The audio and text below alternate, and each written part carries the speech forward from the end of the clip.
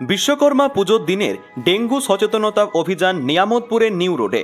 রাজ্য নগর উন্নয়ন সংস্থা, নগর উন্নয়ন ও পৌর বিষয়ক দপ্তর, পশ্চিমবঙ্গ সরকার এবং আসানসোল পৌর নিগমের যৌথ উদ্যোগে ডেঙ্গু বিজয় অভিযান নিয়ে পথচলতি সাধারণ মানুষকে সচেতন করতে এক অভিনব দৃশ্য দেখা মিলল কুলটির নিয়ামতপুর নিউ রোডে, যেখানে পুরুলিয়া জেলা থেকে আগত ছৌ শিল্পী দ্বারা পথচলতি মানুষদের পুরুলিয়ায় ছৌ সঙ্গীতের মাধ্যমে সচেতন করা হলো ডেঙ্গু প্রতিরোধ কিভাবে করা যায়।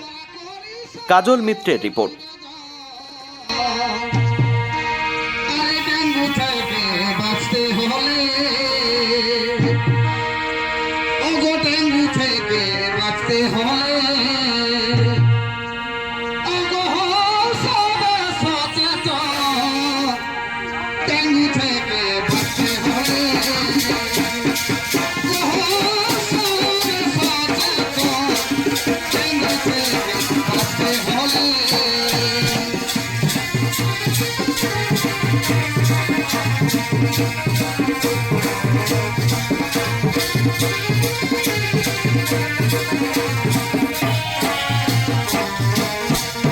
সাদা কালো ছোট মশা, ওগো সাদা কালো ছোট মশা, এদিস করে দুর্দশা। ওগো সাদা কালো ছোট মশা, এদিস করে দুর্দশা। আরে দিনের বেলায় দংশন করে, দংশন করে,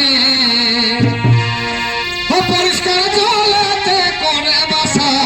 দিনের বেলায় দংশন করে, পরিষ্কার জলে করে বাসা।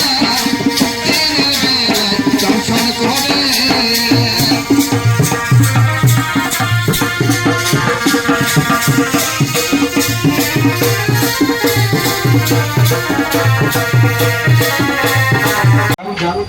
এখানে যারা রয়েছেন আপনারা প্রত্যেকে একটা বিশ্বকর্মা হলো তার অনুকর্মা কেন বলছি? এই যে নির্মল সাথে নির্মল বন্ধু, যাদের জন্য আজ আমাদের শহর, এই পৌর এলাকা পরিষ্কার থাকে, পরিচ্ছন্ন থাকে, তারা প্রত্যেকে সৎকর্মে কর্মা।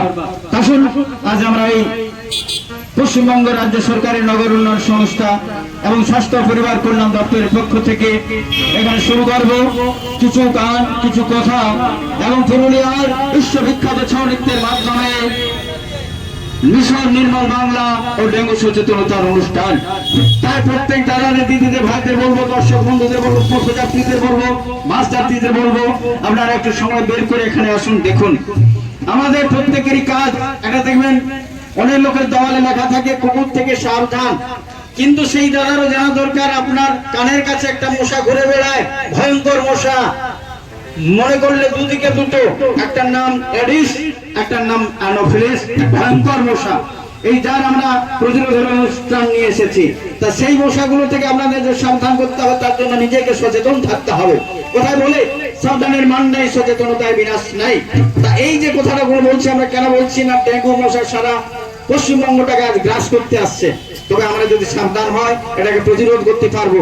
আমাদের সচেতন থাকতে হবে যেন কোথাও কোনো জায়গাতে কোনো এমন দ্রব্য যার দ্বারা একদিনের জমা জল থাকে, সেটা চায়ের কাপ হোক, দইয়ের ভাঁড় হোক, মিষ্টির ভাঁড় হোক, মিষ্টির প্যাকেট হোক, বা এই যে বাড়িতে অনেক লোকে তিরপাল লাগান, সেই তিরপালে পলিথিনে যে জলটা জমে থাকে, পুজোর ঘটে যে জলটা থাকে, ছাদে টবে যে ফুলের গাছে যে লাগানো হয় যে টবে জলটা থাকে, সেটা যেন না থাকে।